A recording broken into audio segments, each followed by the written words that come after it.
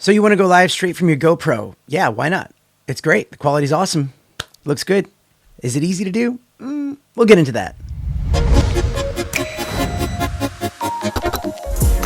On this video, I'm going to show you how to set it up and give you some tips and tricks that you may not have known. And if you're in a real big hurry, like you're a busy mom, I'm putting some time code stamps down at the bottom so you can kind of scroll to the part you might need really quickly. But first, let me just say, my name is Danny Black. I'm an American living in Australia, and I just got the GoPro Hero 9, and I'm really enjoying it a lot. I did just upgrade from the 7, and I'm going to be making a video very soon on the comparisons between the 7 and the 9 and whether that's a good enough upgrade. So make sure you click the subscribe button and click the bell for notifications, and you'll see that when it comes out. Also, thanks to everyone who watched that first webcam video. I don't get that many views so quickly on my videos, so it's kind of cool to see everybody kind of popping in. And I did get a lot of recommendations for different videos for the GoPro Hero 9, and this is one of them, so that's why I'm making it. All right, time to jump into it. Where can you stream from? Facebook, Twitch, YouTube, GoPro. I think that's a new thing, GoPro.com. Might have to check that one out in a future video. And really anywhere that RTMP is supported. And what's RTMP? That's when a website will give you a stream link and a stream key. All the big platforms have those RTMP streams, so you can go from there. I just realized there's a lot of light bouncing off my glasses. There we go, that's better. Be aware that on YouTube, you need 1,000 subscribers to be able to do this. It sucks, I know. However, I'll provide a couple of unconventional solutions to this later on in the video, so stay tuned. All right, how to set it up. First, make sure you update the app on the phone. I did a live stream test first and the audio sync was so off. Say something. Say something, say something. That's cool, I can see myself. I updated the app and it fixed the problem right there. Yay, it works. I can't believe that fixed it. What the heck?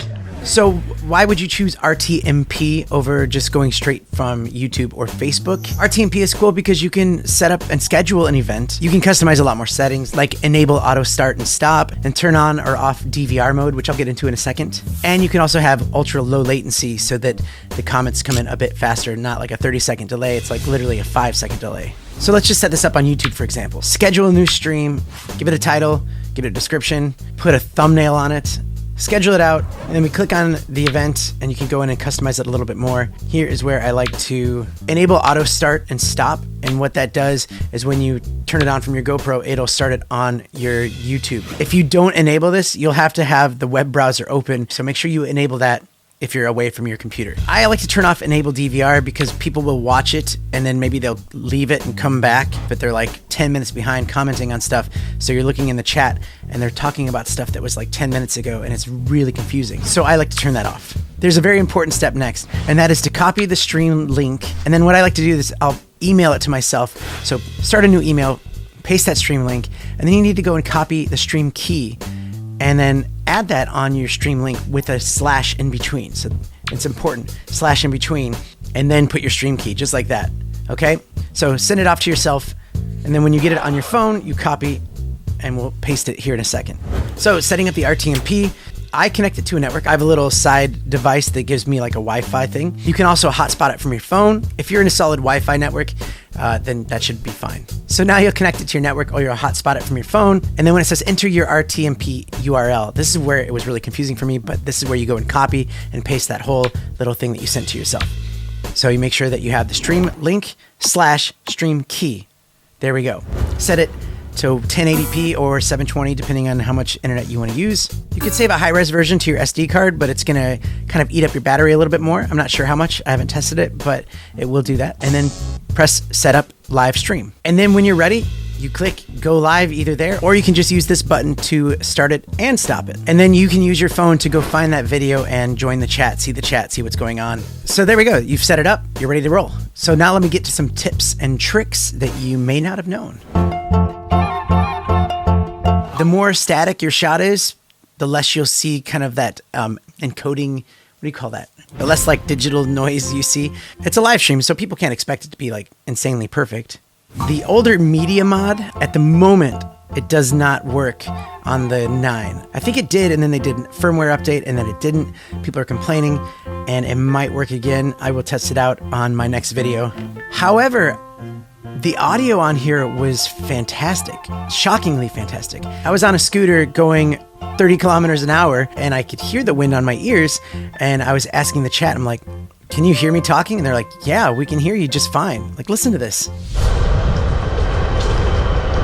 Woohoo! Hope that wind noise isn't too bad for you guys. The next tip is to start and end your stream with a static shot. Just in case you might start talking and it gets cut off at the beginning, just kind of have like a static shot of something. That way it might give you a little bit of time to get the chat up and you can be ready for that. But more importantly, at the end with a static shot. Because when you click that button to turn it off, it cuts off like 10 to 15 seconds. So I said all this stuff and clicked the button, but then everyone told me in the chat that it cut me off mid-sentence. By the way, 63% battery life, and we're 49 minutes into it. Whew. All right, thanks for watching, and you say what you need to say, put it down, give it like 30 seconds, and then turn it off. Another tip is it's not easy to do this. And the reason it's not easy is, I don't know, it should be a lot easier. Sometimes it's having trouble finding the network or connecting to the GoPro. In my experience, the 9 works way better with the app than the 7 does. So it's a lot easier to use. So my advice is to practice a couple times, like unlisted streams, and even give yourself 20 minutes before you go live to be ready. Otherwise, if you're rushing to the last minute, it's just going to be very frustrating. Relax, remain calm. Sometimes all it takes is just restart the GoPro, restart the app, take the battery out, put it back in. My experience actually was pretty quick and easy, so I'm happy for that. So there are ways around the 1,000 subscriber rule on YouTube, but you can convert your RTMP signal to an NDI. Wow, that's really confusing probably for some of you, but there is a website that's kind of hard to pronounce. It's a GarenApps.com, and it's $50 a month, which kind of sucks, but $50 a month, and they will turn that RTMP into an NDI source, which means you can use OBS, or I use Mimo Live, and you can bring that in as a source. That way you can stream from your computer, and there's no rules against streaming from your computer under 1,000 subscribers. And then there's another way that's a bit confusing, and it might be really hard to describe how this works, but you can stream from a different platform like Facebook or Twitch. Maybe you do that unlisted, and you can bring in that URL as a source into your OBS or Mimo Live or whatever you use to live stream. That way you can have all your cool intros and countdowns and overlays and graphics, and you're streaming from your computer.